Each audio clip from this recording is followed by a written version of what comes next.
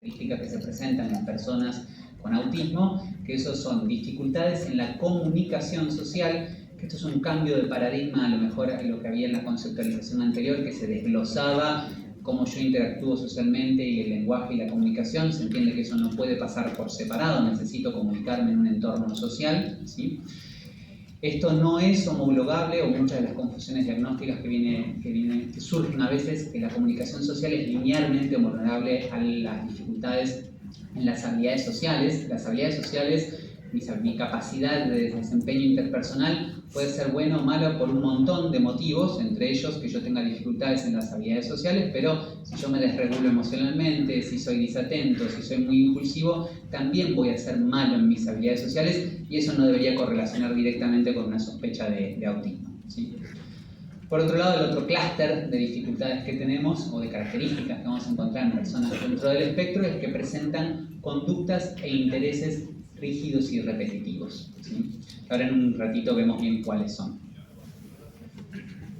El espectro hoy es literal un espectro muy ampliado. Podemos tener a veces personas que entran, que es dentro de lo que típicamente los profesionales o la población en general se imaginan, que son niños pequeños, personas que no hablan, o personas que son socialmente muy reclusas, muy raras, muy atípicas. Pero el espectro también incluye personas que pueden tener un grado de sutileza que haga que sus características no sean prominentes, y lamentablemente esos vamos a ver que son los que entran o caen dentro de las barreras de acceso al diagnóstico o de tratamiento, y termina haciendo que reciban atención dentro del área de salud mental mucho más tardíamente, ¿sí? Entonces, uno de los mensajes que a mí siempre me gusta más que las personas puedan llevarse a este tipo de charlas cortas es entender que el espectro es un espectro muy ampliado, que yo puedo tener una persona de 20 años que está en un hospital de día, que no habla, que no se comunica, que no se interactúa, como puedo tener un profesor universitario con 2 doctorados que es investigador del CONICET, y ambas personas tienen el mismo diagnóstico, ¿sí? Obviamente esta persona va a tener socialmente muchas más dificultades para que se lo valide y se entienda su diagnóstico que la persona que a lo mejor tiene mucho más impacto funcional asociado a sus características del espectro. Otro de los cambios que hubo es que antes los criterios eran un poquito más estrictos, ¿sí? En cuanto a en qué momento de la cronología vital de la persona uno tenía que evidenciar la sintomatología, ya sea porque la evidencio directamente o en una evaluación retrospectiva con cuidadores. Eso se ha ampliado a la infancia, y la infancia es un criterio un poquito más borroso, pero no necesariamente es hacer evidenciadas hasta que la demanda del contexto en el cual yo me encuentro es lo suficientemente alta. Parecido a como si tengo dificultades atencionales y estoy en sala de 4, probablemente mi capacidad atencional sea suficiente para lidiar con esa demanda y ese contexto, versus si estoy en el secundario con 15 materias, bilingüe, múltiples profesores, donde ya la demanda es tan alta que la dificultad que yo tengo va a hacerse notoria, ¿sí? Y por supuesto tiene que generar un impacto funcional. Esta es a lo mejor, reconozco que es un sesgo mío, más por la cuestión de investigación, que los criterios de investigación tienden a ser un poco más estrictos, que es que no toda persona socialmente rara es autismo. La población tiene una cierta heterogeneidad y tenemos personas que pueden ser más o menos adecuadas, eficientes, habilidosas en su interacción social, y no todas deberían estar catalogadas por ser autismo, ¿sí? Muchas veces los servicios que hacemos autismo terminamos siendo interconsultores de TikTok, porque Google ya quedó viejo, en donde en TikTok si tenés estas 5 cosas sos autista, y no debería eso solamente explicar el autismo, ¿sí? Para que tengan un breve paneo, porque no nos vamos a focalizar todo en esto, ¿a qué nos referimos con dificultades sociocomunicativas? Nos estamos refiriendo a que las personas tienen alterada la reciprocidad, ¿sí? La reciprocidad no es solamente que yo le digo hola y la persona me responde, o que yo le digo ¿cómo estás? y la persona me responde bien, y ahí termina la conversación. La reciprocidad también implica de si yo lo invité, me tiene que devolver la invitación, si le escribí un WhatsApp, no me tiene que dejar el tilde azul y nunca responder. O sea, la reciprocidad no es solamente en la conversación, sino es en toda la globalidad de la interacción social con la persona. Los déficits en la comunicación no verbal, que son los que a lo mejor sí, típicamente más nos resultan llamativos, no entender sarcasmos, ironías, chistes muy sutiles, dobles mensajes, comunicación no implícita. Dificultades en mantener relaciones en establecer y mantener relaciones en el tiempo, y esto es a lo mejor algo que genera un poco de overlapping con otros cuadros donde presentan la misma dificultad y puede supeditar la sospecha de TEA. Hay un montón de otras patologías o condiciones en salud mental donde tienen la misma dificultad, por otros motivos, pero igual les cuesta mantener y sostener vínculos de amistad, vínculos de pareja, etc. ¿Sí? Y esto hay que evaluarlo por fuera del contexto social. Que yo sea amigo de mi primo que me lleva a mi familia todo el tiempo, obviamente es bueno, pero no es tan significativo a la hora de evaluar esa capacidad. ¿Sí? Puede haber dificultades en el tono, en la voz, en el timbre, en la prosodia, en cómo yo hablo. No todos los pacientes lo van a presentar. Van a tener dificultades en la actividad de la mente. Esto es obviamente un espectro. Yo puedo tener personas que tengan una dificultad en la teoría de la mente muy notoria, como personas que tengan una capacidad de teoría de la mente, y dificultades muy sutiles que obviamente esas personas van a ser las que sean más difíciles de poder pescar. ¿Sí? En cuanto a los intereses rígidos y repetitivos o este clúster, es un clúster que lo que explica es la rigidez cognitiva que pueden tener las personas, donde eso como función macro va a impactar o va a modular otras funciones que tienen a nivel cerebral o cognitivas, y eso va a generar que yo tenga un lenguaje más rígido, más repetitivo, pudiendo tener un lenguaje colálico, con colalias inmediatas, diferidas, rituales verbales, frases que yo digo repetitivamente en las conversaciones. Voy a tener más apego a lo mismo, más apego a mis rutinas. Me va a costar más manejar aspectos imprevistos, aspectos no anticipados, ¿sí? Que no hayan estado dentro de lo que yo planifiqué. ¿Sí? Eso va a hacer que pueda presentar intereses que sean altamente rígidos y repetitivos. La mayoría de las personas, o a veces de las interconsultas que recibimos, es no tiene autismo porque le gusta X, y X es algo normal. Y en realidad, yo sospecho que tiene autismo porque le gusta mucho el ajedrez. Y el tópico del interés es irrelevante a la hora de evaluar si es una característica autista o no. Porque si fuese así, tendríamos que ir a la Facultad de Ciencias Exactas y diagnosticar a muchas personas. ¿Sí? En realidad, entonces, lo que hace a un interés, entre comillas, autista, no es el tópico, no es si me gusta la geología, la astrofísica o el ajedrez, sino que sea rígido y repetitivo. Si yo me gusta Batman, o El Señor de los Anillos, o el tema que ustedes quieran, y es de lo único que hablo, es lo único que veo, me aprendo los diálogos, quiero solamente juntarme con gente que hable de eso, eso hace que el interés sea rígido y repetitivo. Si a mí me gusta la astrofísica, pero tengo otros intereses, me junto con Vale, que sé que no le gusta, entonces le hablo de otro tema, eso hace que mi interés no sea dentro del espectro rígido y repetitivo. ¿Sí?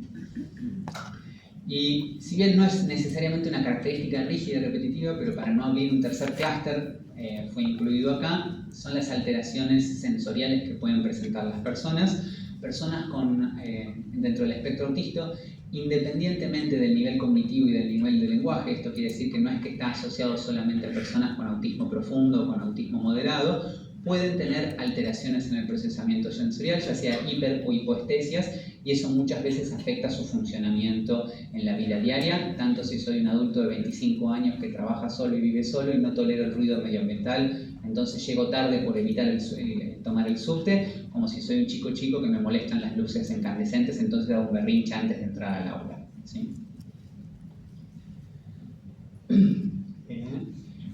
Conductas que a lo mejor típicamente son más asociadas a la infancia también pueden continuar ocurriendo en la adultez o en la adolescencia. Van a ir obviamente rotando en su presentación, pero sigue explicándose bajo la lógica de la tendencia a la misma y la rigidez, como los actos repetitivos, alinear, aleteos, manierismos. ¿Sí?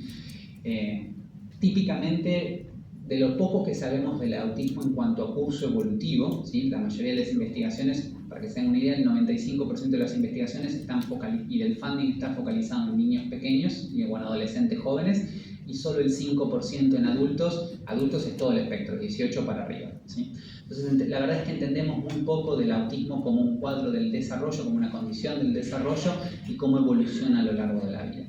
De eso que entendemos, muchas de las características que estuvimos viendo ahora deberían ir aminorando a lo largo que pasa el tiempo, sobre todo la mayoría de las conductas motoras, estereotipadas, etc., persistiendo la rigidez cognitiva, los intereses, la tendencia a lo mismo, el apego a las rutinas, y en lo social lo mismo, debería irse generando una mejoría en la performance social de la persona, persistiendo cuestiones más sutiles y las dificultades en mantener las relaciones sociales, pero de vuelta, lamentablemente conocemos muy poco en comparación con lo que sabemos del espectro de la primera infancia en cuanto al curso evolutivo del autismo en la adultez, ¿sí? Y ese va a ser una de las barreras diagnósticas que vamos a ver ahora en un ratito.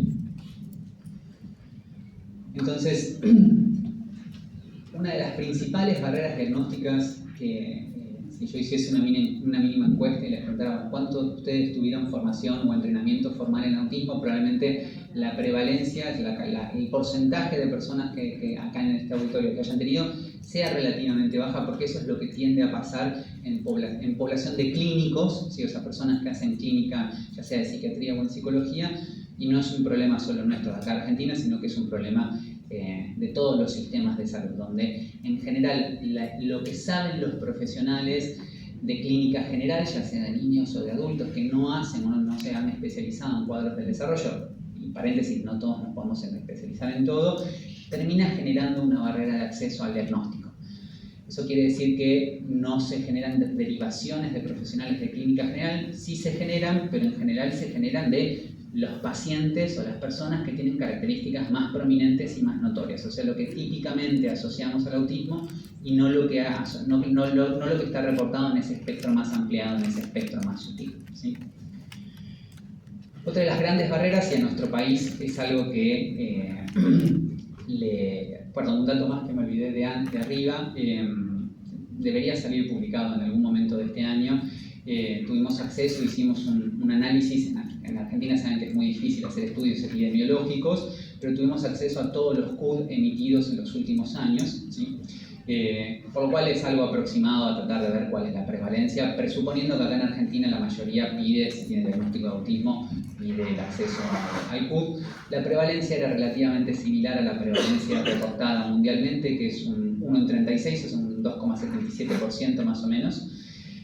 Y nos pasaba una tendencia que le tiende a pasar a la población mundial en general, sobre todo los reportes epidemiológicos anglosajones, que es que alrededor del 50% de los diagnósticos de casos más notorios, más prominentes, autismo grado 2 o autismo grado 3, de 1 a 7 años, en Argentina ocurre lo mismo, el CUD se le otorga más o menos al 50% de esa población, de 1 a 18 años a un 38, casi 40% de la población, o sea que hay un diagnóstico tardío de un buen porcentaje de la población, y adultos, gente que se le otorga en la adultez, es solo el 5%, o sea que todavía en Argentina no somos muy buenos detectando personas dentro del espectro que les ocurrió, no lo incluí acá, no sé por qué, algo que se denomina barrera generacional, que es gente que si los hubiésemos visto 20, 30, 40 años atrás, donde lo que entendíamos de autismo no es tan eficiente o tan pulido como es hoy, no los hubiésemos diagnosticado, entonces se los pesquisa hoy, pero nos sigue pasando lo que le pasa a la población mundial en general o a otros lugares, que es que no somos tan buenos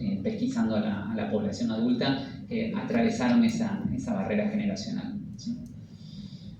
Por otro lado, las disparidades socioeconómicas, disparidades raciales y éticas son barreras de acceso a los diagnósticos y a los tratamientos. Argentina somos porteños centristas, si nos alejamos de la capital federal, la cantidad de profesionales que hacen autismo, la cantidad de profesionales que están certificados en las herramientas diagnósticas, que están entrenados, es muy baja, lo cual termina generando que esas personas demoren mucho o no lleguen, o lleguen con otros diagnósticos a la instancia en la cual lo reciban. Si bien en Argentina no tenemos una diferencia cultural de un amplio espectro, sí la tenemos, pero no como en otros países, pero hay diferencias culturales que hay que tener en cuenta a la hora de hacer los criterios diagnósticos. La mayoría de las herramientas que tenemos para evaluar son del inglés, algunas están traducidas, otras directamente no están traducidas y circulan adaptaciones caseras, que es lo mejor que uno tiene disponible hasta el momento, y eso también termina generando una barrera de acceso porque disminuye la confiabilidad y la validez de los instrumentos, todo ese tipo de instrumentos que vayamos adaptando más caseramente. Por otro lado, hay sesgos de género, ¿sí? Hay poblaciones, en particular de personas femeninas, no tanto en autismo de grado 2 y grado 3, que serían las categorías de autismo moderado y autismo profundo, sino en autismo grado 1, o sea, personas cognitivamente hábiles, sin alteraciones intelectuales, sin alteraciones del lenguaje, cognitivas mayores. Ese grupo de personas, la evidencia parece sugerir que hay una presentación diferencial entre masculinos y femeninos. Todavía no es algo zanjado, hay muchos académicos que están muy en contra de la diferenciación entre autismo femenino y autismo masculino, otros académicos que están muy a favor, pero da la impresión de que en ese espectro de personas conservadas a nivel cognitivo-intelectual sí hay ciertas presentaciones y las mujeres, las personas femeninas tienen un perfil mucho más sutil de características en comparación a masculinos del mismo nivel, ¿sí? Y otra de las barreras de acceso que se generan son, y esto particularmente nos ocurre a nosotros, nosotros solemos tener sistemas de salud fragmentados. Son muy poquitos los lugares acá en Argentina, muy pocos hospitales públicos, como por ejemplo el Durán con el servicio de Nora Grañana, o algunas instituciones privadas donde hay un proceso diagnóstico que está aceitado, donde yo veo a alguien que coordina a todos los profesionales que me van a ver, me evalúa, determina si necesito una evaluación del lenguaje, una evaluación del desarrollo, si necesito una evaluación de TO, un estudio complementario, un estudio genético, un electroencefalograma.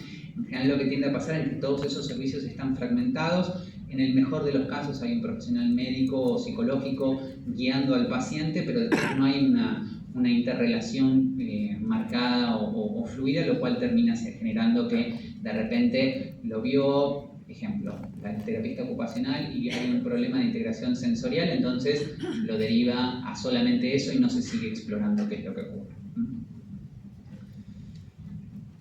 En cuanto a las mujeres, porque veo que estoy apurado con el tiempo, así que lo voy a hacer más resumido, es lo que hablamos o mencionamos antes. Personas femeninas tienden a tener características más sutiles, tienden a tener mejores capacidades de imitación social, tienden a implementar más estrategias de camuflaje y de enmascaramiento, que no necesariamente son ventajosas porque están muy asociadas a trastornos internalizantes o a que aumente la prevalencia de trastornos internalizantes, personas que hacen exceso o abuso de estrategias de enmascaramiento o de camuflaje, ¿sí? En general las mujeres, por lo que está referido, hay como una cuestión de funcionamiento antípoda o de perfil antípoda. Uno es personas femeninas autistas más hacia la inhibición, hacia la timidez, hacia el retraimiento, y tienden a terminar recibiendo más diagnósticos dentro del espectro de la timidez, trastorno evitativo de la personalidad, etc.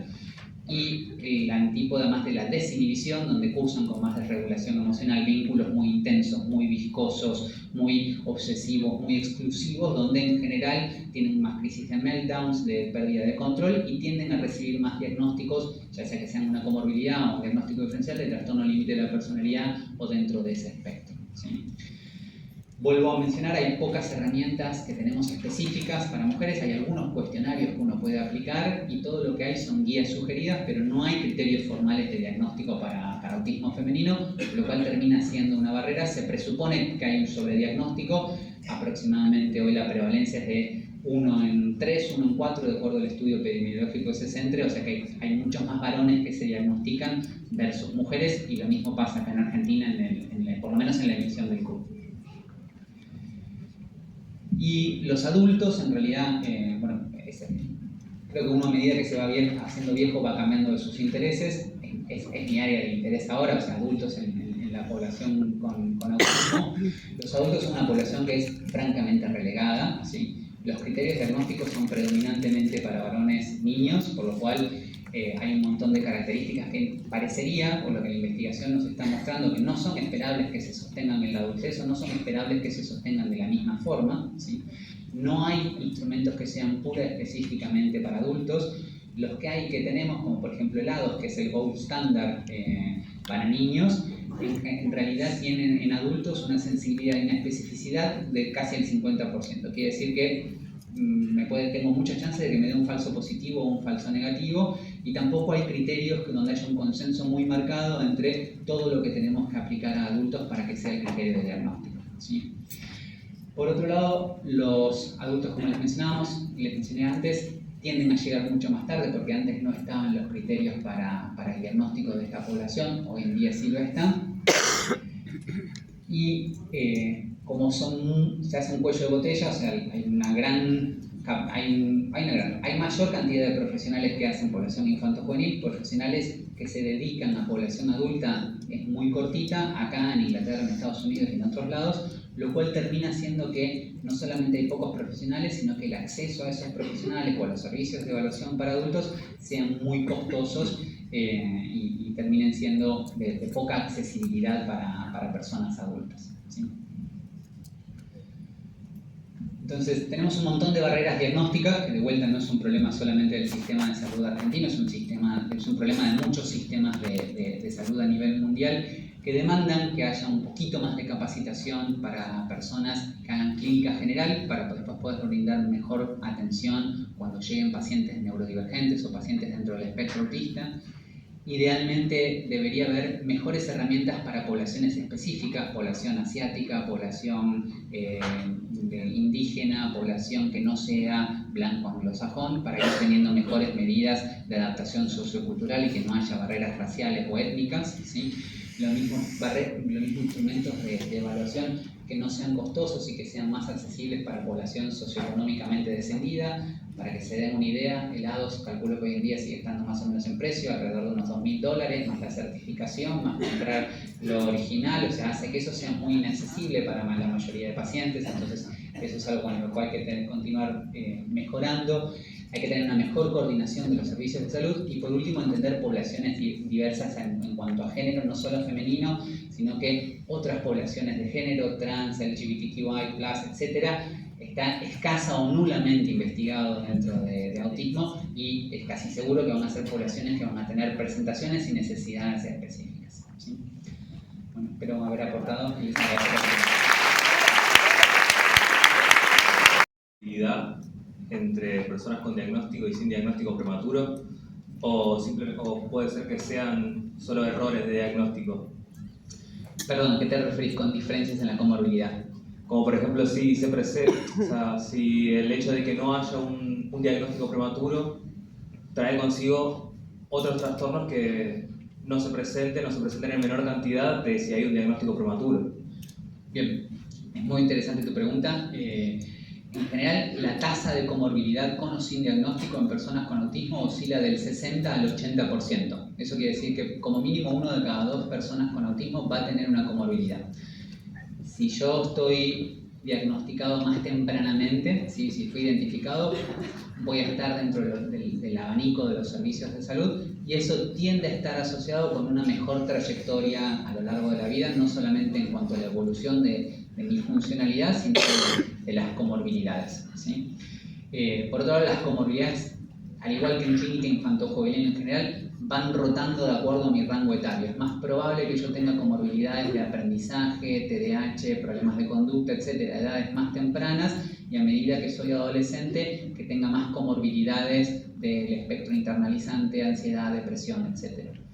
Sí lo que suele pasar o está reportado en personas que no recibieron el diagnóstico y estuvieron expuestos a un contexto social muy adverso, da la impresión, o por lo menos la evidencia sugiere, que la tasa de comorbilidades, sobre todo internalizantes, ansiedad y depresión, riesgo suicida y demás, es más elevada que población que estuvo dentro de un abanico de tratamiento y estuvo contenida o tratada, identificada a tiempo. Tenemos tiempo para una pregunta más.